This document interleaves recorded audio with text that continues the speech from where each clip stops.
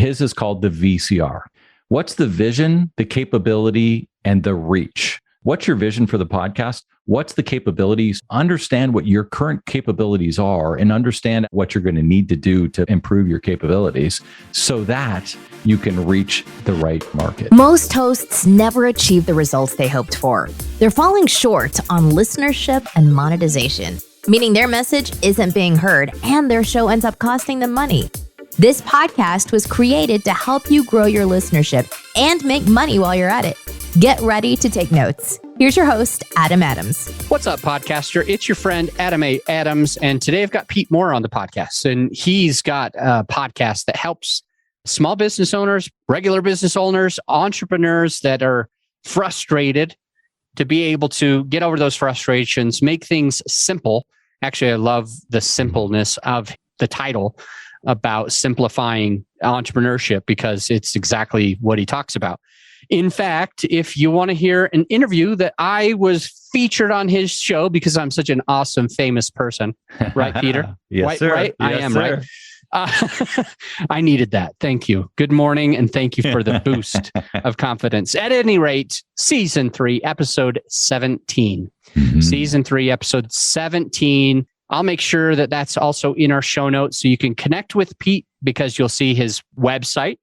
You can listen to his podcast anyway because you have the link to his podcast. You've got his whole bio in the show notes. And now, additionally, you'll have Season 3, Episode 17. You can scroll down and you can check out where he made me vulnerable on his podcast and ask me all types of questions. Pete, it's good to see you again, man. Yeah, it's great to see you. And it's funny. We had that conversation a while ago, and just the way we were setting up our podcast is like, it hasn't released as we talk, but it will be released as we're airing yours, because there's all these sort of intermittent times in between before we get things recorded and get them out in the podcast industry, right? Yeah, absolutely. Yeah. So let's figure this out. I really want to find out, because your podcast is so well connected to your actual business. Yeah. Do you mind starting by just sharing who it is you serve and how you serve them in the business and in your podcast? Sure. Well, my whole podcast and business is called Simplifying Entrepreneurship. I kept the same name for both for the same reason, so that we have consistency there and it's simple, right? So what do we do at Simplifying Entrepreneurship? Well, we help owners who are typically doing well. And I focus on businesses, not startups so much as businesses that have been going for a while. And the owner's sort of feeling, maybe I have some money rolling in, but I don't necessarily have some of the things that I really thought I would when I got into business. It's like, I'm working 50, 60, 70 hours a week. I thought I was supposed to have more free time. I thought maybe I'd be able to enjoy some time away and get away for vacations. Man, I haven't taken a holiday in 2 or 3 years, like a long weekend even sometimes, right? And I thought that things would be easier. Well, those are the common sort of things around the money may be coming in and we may be doing okay that way. But now what else is there? And we kind of go back and look at, why did you get in business in the first place? And what is it? Because ultimately, as entrepreneurs, I love this phrase: you own your business. It shouldn't own you. And if, again, you own your business, it shouldn't own you. And if you're feeling as though your business owns you, then you should be listening to the Simplifying Entrepreneurship podcast, and you should be having a chat around what we do, because that's the kind of stuff. We set up systems and processes and work with entrepreneurs that we're going to pull through what I call the 5 Ps and kind of overlay those onto your business, which is aligning your product, your process, and your people to your promise so that you can enjoy the right profit. People, product, process, people, profit. Which one did I miss? Promise. And that's where it all starts. So it's you're aligning the right product, process, and people to your promise so that you can enjoy the right profit. And that's where the freedom starts coming. And when you have I like to call it well, I'll tell you a little bit of my background is that I used to be a business broker. I used to help people buy and sell businesses, right? And I've bought and sold many of my own, and I currently own one. I own some shoe stores, and then I have this business. I have another little one as well. So all of this sort of stuff, it aligns to how I've run my businesses. And what you want to do is kind of try to set up, and I'm not saying this is for everybody, but what I've done and what I coach to for the most part is to set up a turnkey type operation. For example, we said just before we hopped online here, Adam, that I'm going to head out and go to Florida for a month here tomorrow. And that's only because I have my business running on rails and I have those things all aligned. And I'm not saying I'm not going to be in touch with my business the entire month I'm gone. I will be back and forth a little bit, but I'm not going to sit there with my phone in hand and attached to everything all the time. I'll probably spend 1 or 2 or 3 hours a week actually a bit more than that. I'll probably spend about 5 hours a week because I have a few commitments for coaching and things like that I'm going to carry on that I've committed. But outside of that, I've set my business up to allow it to happen. Decisions are made at the lowest level of my business, so I don't have to be involved in every decision. People know what to do because they're aligned with the promise. They have the right process. We have the accountabilities in place. I've allowed the accountabilities to happen, which is also a big entrepreneurial problem, right? So many entrepreneurs feel as though they need to be involved in every decision. And until you get out of that mindset of that, you're going to be frustrated by the amount of time you have to spend in your business. I want to stay on this, and we're definitely going to get into your process of you starting your show, how you launched, why you launched, things that have been challenging, ways you're overcoming them, specifically about the podcast. Yeah. But I love having someone like you on the show who is supporting entrepreneurs, because almost everybody listening to this podcast is also an entrepreneur. For sure. They probably want to make more money through their company that they run or that runs them, depends. I know that a lot of people listening to this show, they are also entrepreneurs. And as entrepreneurs, there's some good things that we do and there's some mistakes that we do.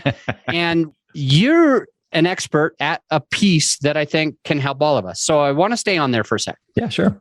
For example, I think that you mentioned a lot of entrepreneurs feel like they've got to be involved in every single decision. And it's a thing that holds us back and makes it so that we have to work 60 or 70 hours a week instead of the freedom that we really wanted, right?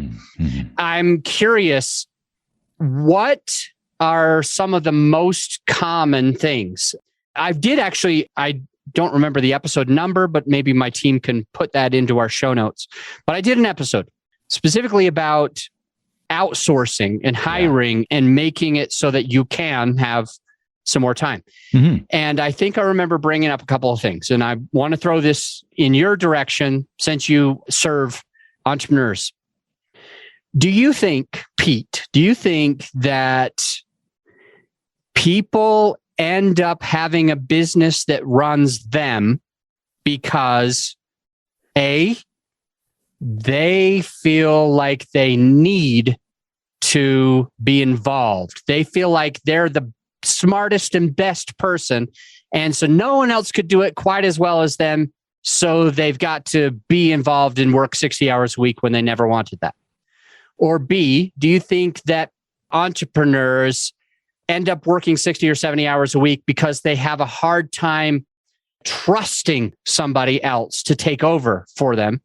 Or C, do you think entrepreneurs fail and have to work 60 or 70 hours a week because inside of our hearts, we want to feel necessary, not obsolete. We want to feel important. And we feel as though we could maybe hire somebody to take over that stuff, but then we self-sabotage and be involved anyway because we've got this thing in our hearts that's not letting us get our goal because we specifically are I need to feel important, so I've got to disrupt what's going on in the company. Or D, do you think entrepreneurs are unable to grow and have less work for themselves and they have to work 60 or 70 hours a week because they're so fearful that if I pay someone to do what I could do, I'm going to be losing money. I'm not going to be making as much money. I'm afraid to invest in my team and offload this and outsource it to somebody else because it could eventually cost the company so much money that I'll go out of business anyway. Out of those four, why do you think businesses are failing and not able to end up like systemizing the way that you said, put out the process. So to make it easier so that actually the entrepreneur can go on vacation like you are for a month. I'm going to add one more option. E. Okay. E. All of the above. All of the above. Every one you outlined is a real concern for every entrepreneur. And you know what? Each entrepreneur has their own reasons, and it doesn't really matter what they are. They just are. And it's who they are. And there's no one way, but I've experienced them all that you've just mentioned, and often multiple ones of those with the same entrepreneur, right? So it's an interesting thing, but usually it has to do with, especially if you're just kind of coming off of the startup mode, like if you're 3 to 5 years in, because so many startup entrepreneurs, and I don't work with a ton of startup entrepreneurs. I work more with people who are at the stage where they're past startup and then we're moving on. And from that perspective, it's kind of like you've had to do this for the last 3 years. You've had to put in your time because there was no one else. There was no cash flow. Like it was you. And we get into this habitual sort of way of working and living every day that it's hard to turn that off. It's hard to literally flip the switch because that's just the way we've been doing it consistently for the last 3 to 5 years. And that's the way it's been. But what happens is you come to this ceiling of complexity where you've got to the point that you can get with you making all these decisions, you doing all of that stuff, and you can't go further. And we'll take this to podcasting, Adam, because your listeners are podcasters and small business owners, but you can experience this in podcasting too. This is when you've come to the point in time where you've got X amount of episodes in, and now you're saying, what the heck am I doing here? I need to get my life back. I'm going to give up. I'm going to take a break. I'm going to put a pause here and maybe take some time off so that I can figure out what I'm going to do, whether I want to make this thing continue on or what I'm going to do with it, blah, blah, blah. But it's usually around the idea that you're out of time. You don't have other people to take on these tasks and chores. You've built up something that was energetic, you were enthusiastic about and all that sort of stuff. And now it's become ritualized. And as it becomes ritualized, it's maybe not as new and fresh and interesting, but that doesn't mean that you don't still need it as part of your marketing package to get out to your potential client base, right? So from that perspective, it's like, okay, well, what are we going to do? How are we going to overlay these 5 Ps onto our podcast, right? And it's like, okay, well, if you're producing all your own stuff, then you need to hire somebody like Adam who's going to do the producing for you and who's going to do all of this sort of stuff and take that off your plate. One of the things that I do with my podcast, Adam, is I have outsourced partners that craft. They take the episodes and they craft a blog post for me, so I don't have to do it. I'm actually a pretty good writer, but I don't have the time, nor is it what I call in my love it zone. I have this framework called love it or leave it. So I'm actually pretty good at it, but I don't love doing it. So I actually send it off to be done. It comes back, I tweak it, make it my own a little bit, but let's say 90% of it's done by somebody else, right? And that's based on the podcast. The same with the email that goes out.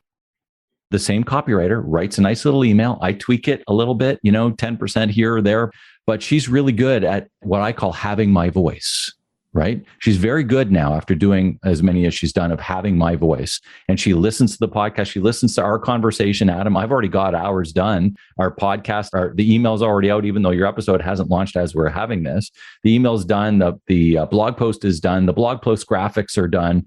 The cover graphic for your episode is done. All of those things are already done. I don't have to worry about them. They're in an automation. Yeah.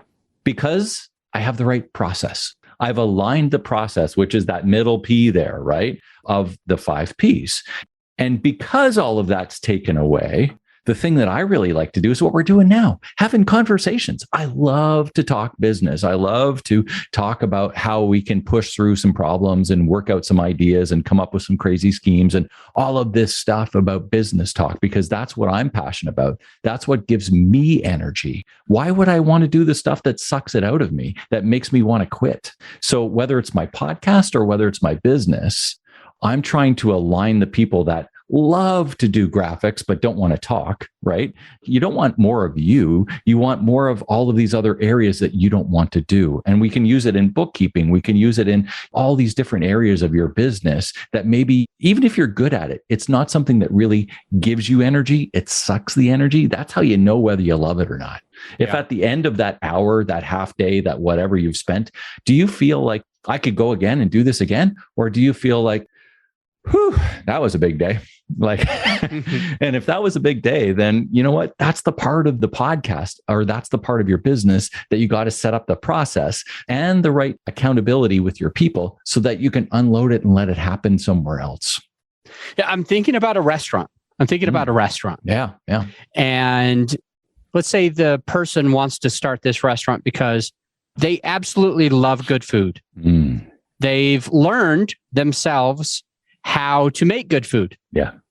So it's obvious that they're going to be the cook in the beginning. They're like, I want to be the chef because I've learned so much about this. And then they're saying to themselves, I'm really good at doing dishes. I don't necessarily love doing dishes, but I could bottle wash the heck out of those dishes. Yep. And so they become the chef, the head cook, and then the bottle washer. Yep. They become the bottle washer, not because they love it, not because they're excited about it, but it's like, dude, I'm really good at washing dishes. So why wouldn't I do my own dishes? And then they love people. They love people and they want to see the smiles on the face. Man, if I'm in the back, if I'm in the kitchen, I can't see how excited people are. I want to interact. So I'm going to be the host. I'm going to be the server. And they end up only being able to serve like 3 people a night. Yeah. And they're losing money because they don't want to spend any other money to anyone else. They're like, oh, I've only got 3 clients a night. How could I justify hiring a chef so that I could get out front? How could I justify paying a server so that I can focus on the kitchen? How could I justify hiring a person to wash the dishes? Because I only have 3 dishes a night because there's only 3, whatever. And so they're kind of getting in their own way, right? They're kind of like wearing all the hats, having to do the accounting, and then they go out of business because they're doing it all. So in your podcast, if you're the editor and you're finding all the guests by yourself and you're recording them all and you're coming up with the content and you're creating all of the promo images and you're emailing the guests those promo images and you're writing your own show notes, you're doing a lot of things and it's kind of hard for you so far to monetize because you only got 3 customers. You only got 3 people coming. So it's like, we got to find a way. And if you don't mind, Pete, it's not a story. I don't need to share a whole story, but I will share 2018. I was doing okay financially. I owned a whole bunch of apartment buildings and rentals, and all of my bills were paid. I was okay. But I was also working like 60 plus hours a week because I was editing my own podcast, publishing my own podcast. I didn't have any employees, but I'm like, I'm Pete's perfect person because I was working that 60 to 70 hours a week and I was doing fine. I was making money. I was several years into my journey, but I still like wasn't sure how could I justify a cook? How could I justify a host? How could I justify all these expenses if I only got the 3 clients that I've got? Yeah. And so I was struggling. I was drinking more alcohol than I probably needed to drink. I was frustrated with my kids more than I probably needed to be. I wasn't taking vacations because I couldn't take vacations. And I bit the bullet. I said, I don't know if I have quite enough money to hire somebody who lives next, like here in my own place. So I bit the bullet and I hired a virtual assistant. Yeah. And I think I ended up paying somewhere around $5-ish an hour.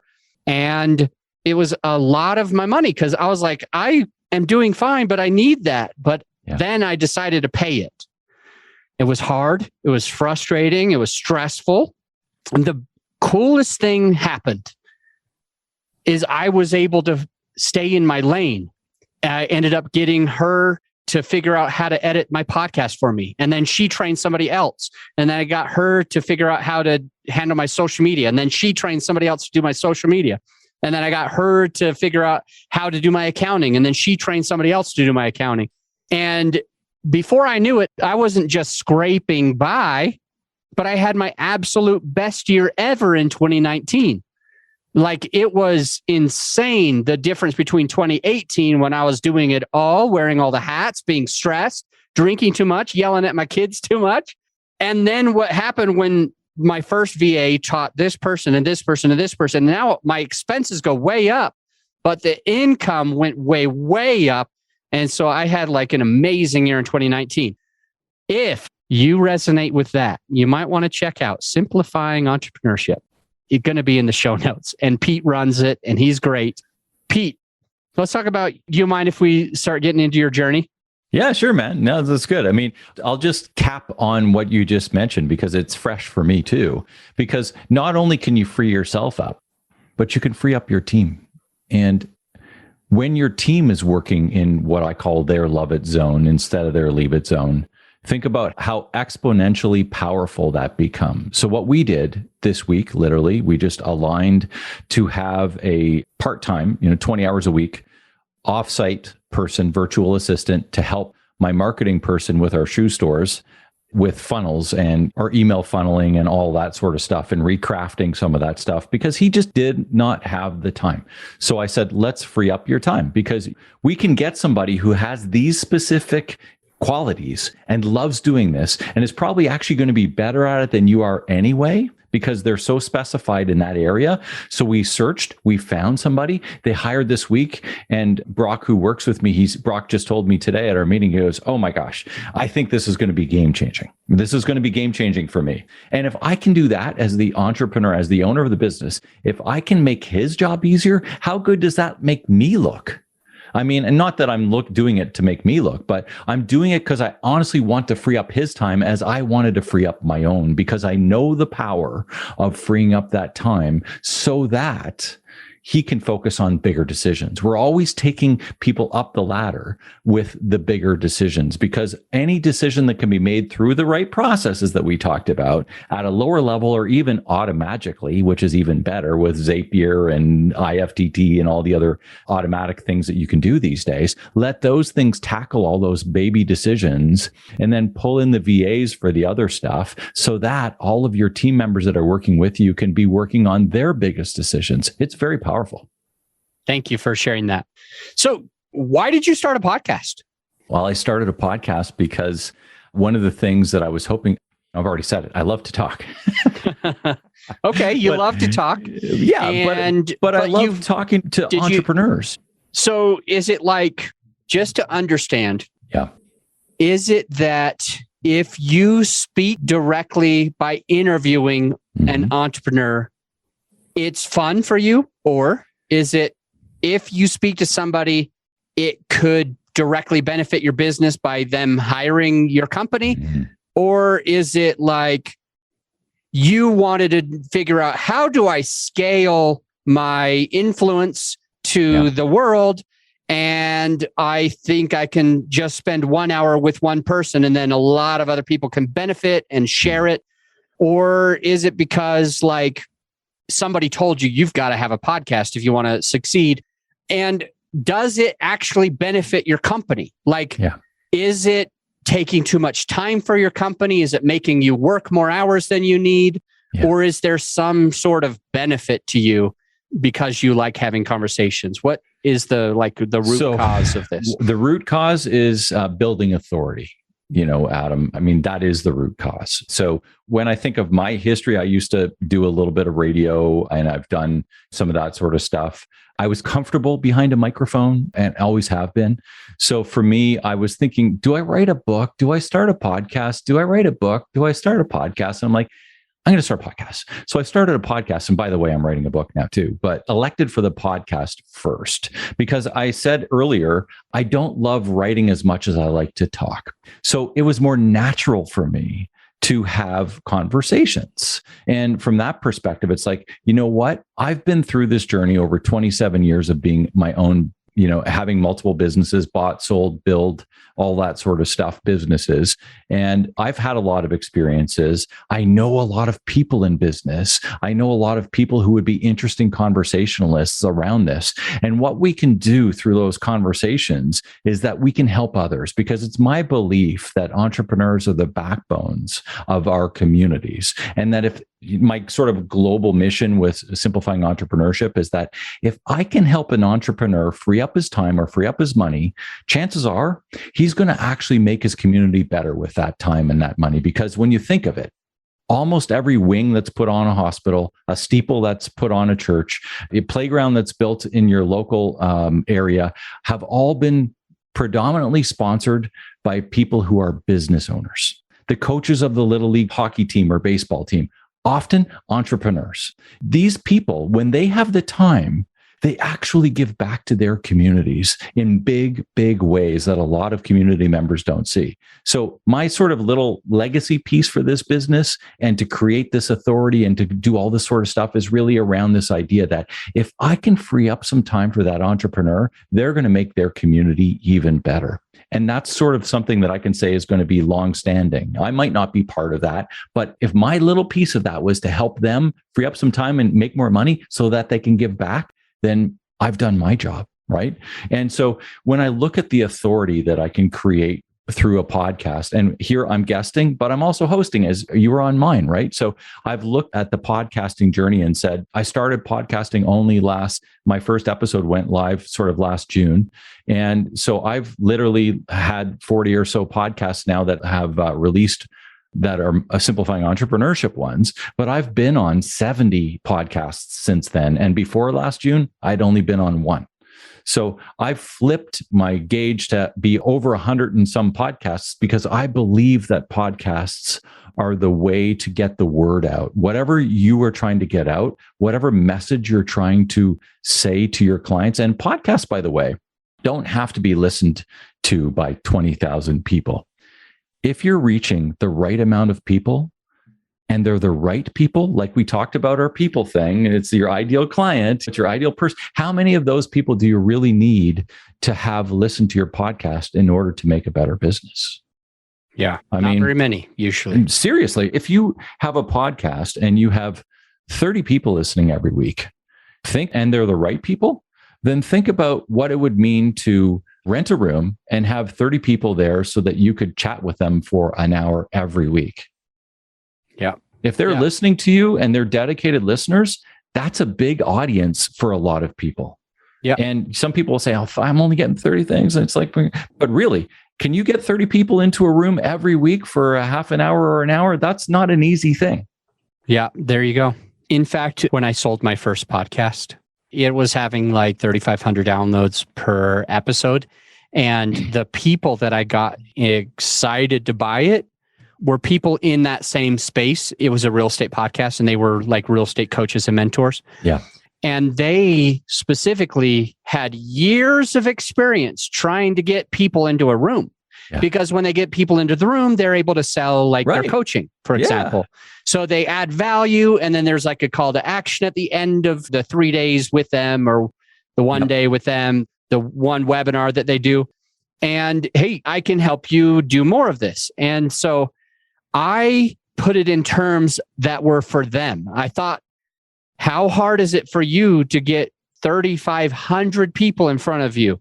Every week. Some of these people, they're like getting maybe 100 people once a month. Yeah. And now they're able to get way more than that. But to get 100 people, it took all these Facebook ads. It took all of these other connections that they were with. It took all of these money. It took all of this planning and preparation and food and beverage minimums at hotels, for example, and $40,000 just to secure the site or whatever. And now they can get in front of that many people whenever they publish an episode. And so I mentioned that to people and they're like, oh yeah, I would pay $50,000. I'd pay $60,000. Some people, I'd pay $150,000. I'd pay $250,000 to be in front of 3,500 people all the time, or even 30 people all the time. Yeah. If they're the right clients, right? Allowed me to be able to sell a podcast, but I had to think of it in terms of what are they trying to achieve and how do we give it to them easier? And it's a podcast. So I love where you're going with that. I think it's all on point.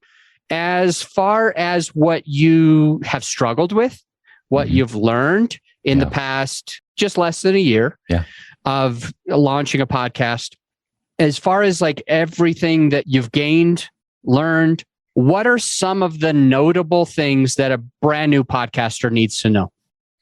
Well, like I said, I'm kind of fortunate because I had a little bit of the technical background and some of that sort of stuff coming in because I've done a bit of it. But there's a certain amount of things that you need to know. There are people that record their podcasts on their phones and stuff like that. And it depends. I think you need to know what you want your podcast to sound like, right? Of what the output of it's going to be. You need to know what's the mission. Like, again, we'll go back to those 5 Ps. What's the purpose of the podcast? Like, what are you trying to deliver? And are you delivering it through the product, which is the podcast every week, right? And you need to know what your process is going to be. We can run this, whether it's for a business or a podcast. Like, what is your process going to be? Like, are you going to batch load these? I do batches for the most part. I'll interview 25 people and then I take some time off and then I let those run. Are you going to batch this stuff? How are you going to market it? Are you going to be on Instagram? Are you going to be on LinkedIn? You're going to be on Facebook? You're going to be on TikTok? Like, how do you want to market this thing? Where does your customer live? And how do you think you can put it out there to them? So that's another thing. I love Dean Jackson. He's a great marketer. And he has this framework. I just love frameworks. I'm always talking frameworks, but his is called the VCR. What's the vision, the capability, and the reach? So what's your vision for the podcast? What's the capabilities? Understand what your current capabilities are and understand after some of the things we've talked about. And when you're listening to Adam's podcast every week, some of the things that people are talking about, what you're going to need to do to improve your capabilities so that you can reach the right market. And that's always the thing because people, I mean, if your podcast is designed to have somebody take an action, people only buy a better future, Adam. They buy a better future. That's when they're ready to put their money down. They're buying a better future. And if you're showing them the better future through your podcast, then they may be willing to click buy now, whatever it is you're selling, whether you're selling real estate or whether you're selling a car or a pair of shoes or coaching services, it doesn't really matter. But showing them the way to a better life through your podcast is creating that authority that we talked about, is creating the idea that, you know what, I might not be ready now. And that's the beauty too. We go back to those guys that are doing the shows once a quarter, or they blew into town last week, but they come every March type thing or every October. You can do this every week. And when that client who's listener, when that listener's actually ready to raise their hand, you're already there. You're the first person they think of, not just the guy that comes in September or every March. Like, I need somebody now. And it's like when you're in their ear every week or every day or however often you do your podcast, it's like, well, of course, that's the first person I'm going to call. In my case, that's the guy that's going to help me free up my time and give my life back and get my business on rails. And it's going to help me with that. Of course, I'm going to give him the call first, right? I want to interrupt you for a moment, because in a sec, I'm going to re-ask my question to make sure that we're getting that too. But I need to say that everything that you mentioned, a lot of different things that are super valuable, like basically figuring out ahead of time, what is your podcast going to be, making sure that you have the right purpose, what you're trying to share and help people with.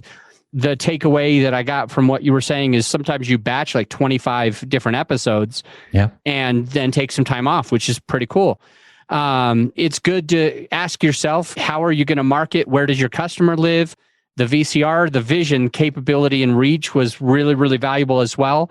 And that quote that you mentioned, people only buy a better future, is another just great takeaway.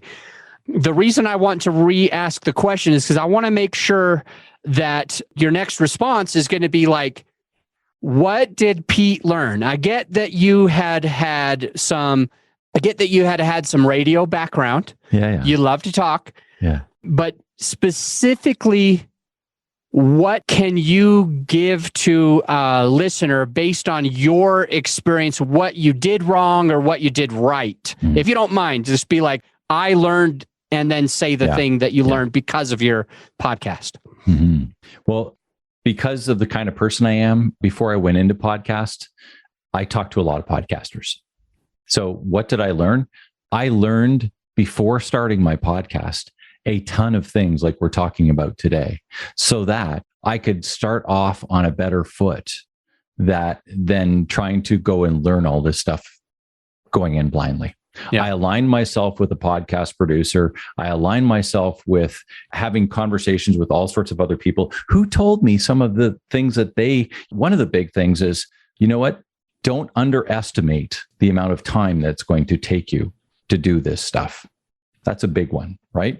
It does take time. And that's the procrastination thing for a lot of people are like, I don't think I can, I'm already busy. How can I accommodate doing 25 interviews and getting all these things done? And it's like, okay, well, if you think about some of these things and how you're going to lay out the process of it and map it out for yourself, you're going to give yourself the confidence that you can actually get this stuff done with the clarity, right? So people go into this, and I think I was going in, just because of the way I try to set things up, going in pretty clear about what I wanted to do. And I think a lot of people aren't really clear about that. And some of the people that I've talked to that have started podcasts and kind of given up however many episodes in, just didn't really know why they did it. They just thought they wanted to do it. So if you're thinking about the fact that you just want to do it, just to do it, then you're going to go into it with a very different outlook than if you're going into it with a purpose, I think. So that's a big learning. Understand what it is you want the podcast to do for you, your life, and your business.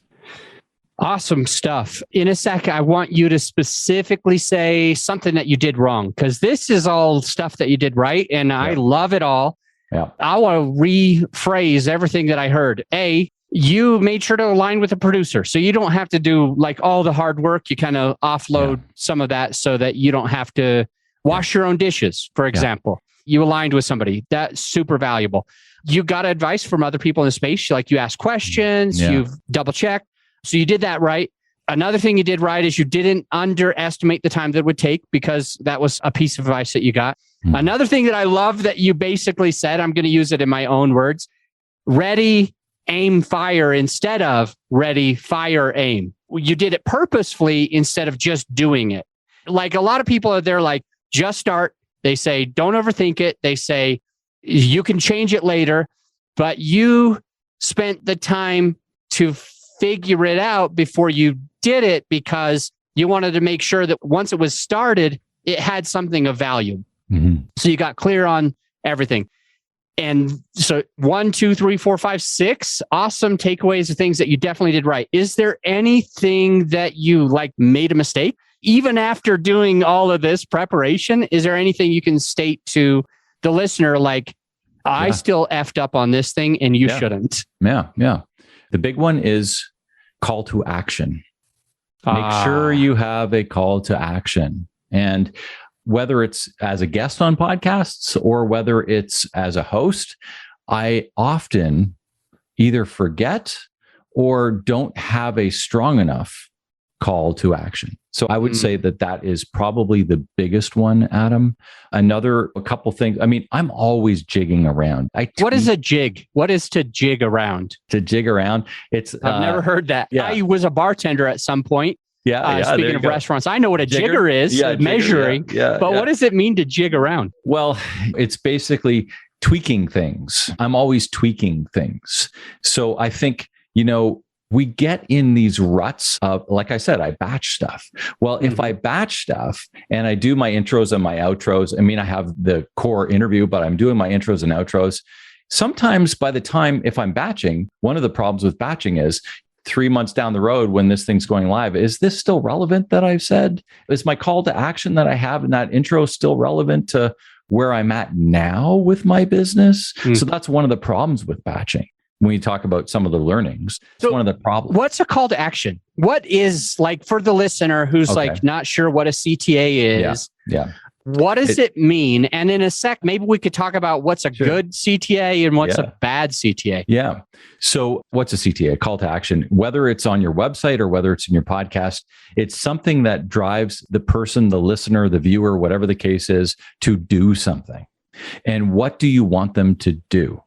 That's what you got to think of. Like, if there's one thing you want them to do, what is it? And that's the call to action. So I have several different ones that I test with my own podcast. It's like, one of them is it's around a commercial that's I'm available for hire, right? I need to put it bluntly. You can actually hire me, because some people, as weird as it seems, it's like, he's on the podcast every week, but I never really knew I could hire him. It's like, So, you can hire me. It's yes, you can. So that's one of them. I mean, another one might be to download this PDF of the 5 steps on how to, whatever that how to is for your business, right? How to get them through the transformation. Remember that idea of what your promise is, and you're pulling them through to a better life. Well, what are the 5 easy steps that they could download? That's your PDF that you are now going to have them download. You're going to give them this free item, and they're going to be on your email list. I love it. Right? So that you can then get a hold of them and contact them. And if they like what they see, they won't unsubscribe. And if you're not aligned with them, they will. Well, you know what? That's okay too. Because if they unsubscribe from you, and this is another thing when call to actions, if they unsubscribe with you, they're not your right clients. They're not your right potential. So it's okay. That's okay if somebody just isn't in alignment with you, because your call to action, your podcast, your business should either attract the right client or repel the wrong one. You should either attract the right client or repel the wrong one. And it doesn't matter just to have a whole bunch of listeners or a whole bunch of clients if they're never going to take the action, because it's only when they take the action that the dollars exchange and that the thing happens, whatever that is that's uniquely yours in your business, right? Everybody's is different. So for me, it might be buy coaching services from me, or in our shoe store, it might be to buy a particular pair of shoes that we're asking them a call to action, or whatever the case is. Different call to actions for different businesses. And they should be aligned with what's uniquely yours around the transformation of your promise through the processes that you've aligned that are uniquely different than other people's processes giving the same promise, by the way, so that they can now see the better life that they want to live, because that's when they're going to drop the bucks. That's when they're going to drop the bucks. And that's when they're going to basically, as taking action benefits you. For sure. But it also benefits them. It does. They want the better life. When they take action, yes, you'll make more money. Your company will have more revenue. You'll be able to outsource some of your work and help your employees and managers to be able to do less and make more. But at the same time, not but, everybody notice that. And at the same time, when they take an action, when they download the 5 easy steps to do XYZ and get on your email list, when they hire you, because you're available for hire, it allows them to become a better version of themselves. It allows them to make more money. It allows them to have more time freedom. It allows them to insert the thing. And we should be feeling good about that, because I think it's hard to have a CTA. Yeah. I think it's scary. I think it's vulnerable. Yeah. I think it's putting ourselves out there, our heart. We're wearing our emotions on our sleeve. We're letting people know that, hey, I want to make money. Yeah. And that's scary to approach that. But if we don't do it, it's like we're doing our people a disservice. We are. It's so interesting. And I love, by the way, I grabbed my book as you were chatting there, because I run an entrepreneurial book club. And this month, as we're recording, it's called Lead with And, which is by Tim Arnold. It's a new book that just came out this month. And you were saying and, not but, right? And that's that whole concept. I mean, there's so many interesting things that you can play into the conversation that we've had here today, Adam. And whether it's for your business or for your podcast, it's the same conversation, because we're talking about strategy. We're talking about the different ways to overlay and look at how you're going to take something from where it is to where you want it to be, the transformations that you're going to take your listener through, your client through, all of these different things in how to set up your business. And you can do the same thing, by the way, for your life, right?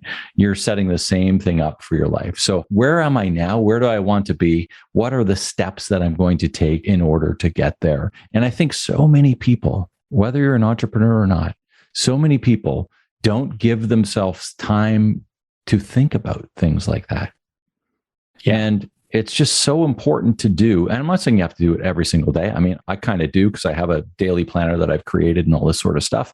But even if you do it once a week, once a month, like once a quarter, not just New Year's, like take some time to figure this sort of stuff out and align these things so that you're going to enjoy the fruits of your labor, whether it's through your podcast or through your business. Probably my last question for you today, Pete. I want to put our shoes, our feet, your feet and my feet are in the shoes of the person listening today. And now I'm noticing every time I say the word and. Yeah, there you go. By the way, that book that you mentioned, we will link to it in the show notes, Yeah. Lead with And, as well as I'm going to make sure that it's an affiliate link. So if and when the listener's like going to buy that, I'll make 50 cents. Boom. Hey, and I'll monetize my show. And you should too. But let's talk a little bit about these calls to action and think of it yourself as, Pete, you were starting your podcast and you didn't have very many calls to action. You didn't approach that. You were either not thinking about it or you were resisting it for some reason. I want to think about if you were resisting it or if our listener, whose our feet are now in their shoes, is thinking to themselves, well, I'm a little different. I don't want to have a podcast where I'm calling people to action. That's too pushy. That's too much. That doesn't make me feel comfortable. I just want to add value. I just want to leave a legacy. I don't need to call people to action. What would you say to them? Honestly, I would say, why have a podcast? I mean, because anybody that's going to give up their time is going to want to do something with that time, is going to want as though they feel like they've taken away something that they can do. And I think there's a million podcasts out there. And no, there's 2.77 million. There you go. You know it more than I. Keep going. How many active? Is that how many active these days? I'm not sure. But regardless, when you think of that sort of stuff, the call to action, you said it well, Adam. These people want to be taken through the process. They're listening for a reason. They want you to help. And when you have the tools and you're not asking them to use them in that sort of way, you're doing them a disservice. You're not enabling them to get to where they want to be even quicker than they are now. And that's what the call to action is. That's when you're flipping around this idea. It's like, I know that I can give people's time back. I know that I can help them elevate and delegate their teams. I know that I can help them with their systems and the process so that they can enjoy that life. And if I'm not going to allow them the opportunity to do that, I'm doing them a disservice. Like, it's almost unconscionable not to tell them what the call to action is. We could drop our mics right now if they weren't so expensive. Yeah. Pete, thank you for jumping on the show. Yeah. I look forward to having you back on. Thanks, again. Man. I love that. Love that. Awesome. And if you're listening, the link to Pete's website, the link to his podcast, the link to my interview on his podcast, maybe even some of his socials are already down. So scroll down, get his bio, check him out, connect with him. And when you do, not if you do, but when you do, and you leave an honest rating or review about his show, also say, I heard about you on Pop, on Podcast, on Podcasting. I love that. All right, we are out, and I'll see you on the next episode. If you're glad that you checked out the podcast today, if you got some value out of this episode, some actionable takeaways, I invite you to do one of three things. A, you could do a written review on Apple. Let us know what you think. Just an honest written review. B, you could share the podcast with a friend of yours who needs it. Or C, at the very least, implement what you've learned to take your business and your podcast to the next level. And I'll see you on the next episode.